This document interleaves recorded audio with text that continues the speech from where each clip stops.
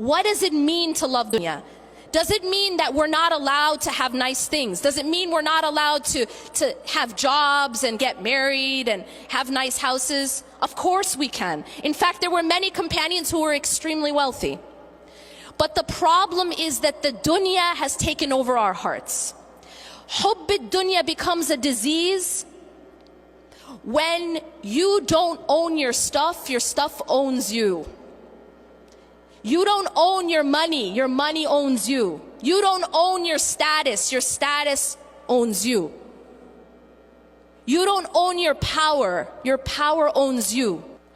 Allah subhanahu wa ta'ala tells us in the Quran, اعلموا أنما الحياة الدنيا لعب ولهو وزينة وتفاخر بينكم وتكاثر في الأموال والأولاد.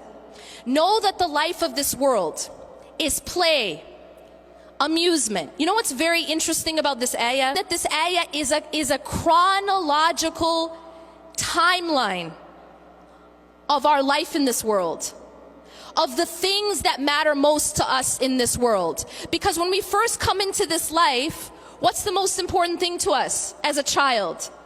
It's play. If you spend 50 cents on a rattle, they'll be happy. And this is because what matters most when you first come into this dunya is just, I want to play. لعب.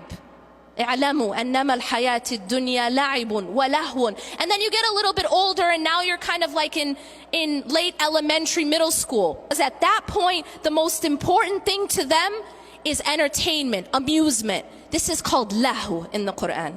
Then you get a little bit older. And what is hubb dunya about when you're in high school?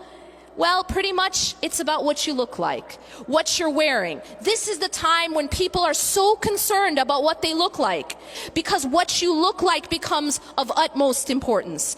And so here Allah says zina. Zina is adornment, looking good. وَتَفَاخُرٌ بَيْنَكُمْ. Now it's about proving yourself. Now it's about, how do I stack up next to someone else? What medical school are you getting into? How are your grades? And now it's tafakhurun baynakum. Now you're trying to show off. You're trying to compete. Then you get established. You get a big house, nice car, and children. And now what is it? وَتَكَاثُرٌ فِي الْأَمْوَالِ وَالْأَوْلَادِ.